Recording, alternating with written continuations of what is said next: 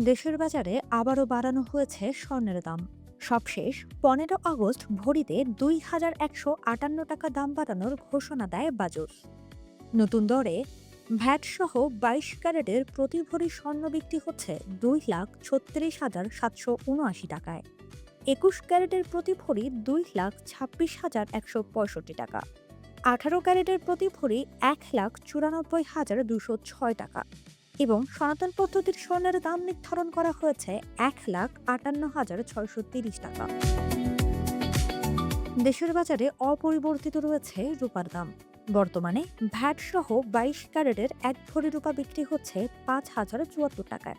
এছাড়া 21 ক্যারেটের প্রতি ভরি 4,841 টাকা, 18 ক্যারেটের প্রতি ভরি 4,199 টাকা এবং সনাতন পদ্ধতির প্রতি ভরি রূপা 3,149 টাকায় বেচাকেনা হচ্ছে।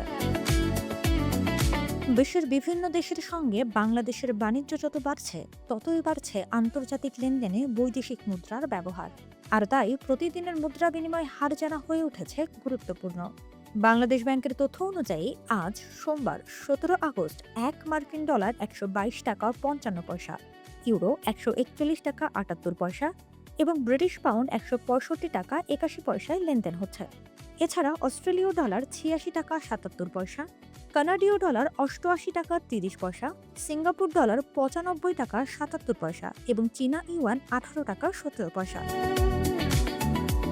ইরান যুক্তরাষ্ট্রের আলোচনার সম্ভাবনা নিয়ে অনিশ্চয়তা থাকলেও আন্তর্জাতিক বাজারে সোমবার অপরিশোধিত তেলের দাম ছিল প্রায় স্থিতিশীল।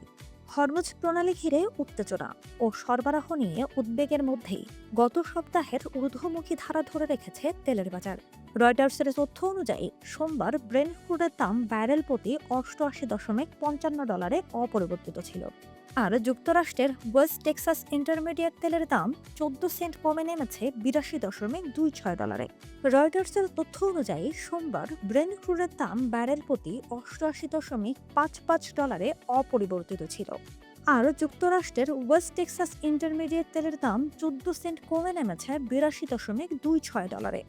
এর আগে গত সপ্তাহে দুই ধরনের অপরিশোধিত তেলের দামই 5% বেশি বেড়েছিল।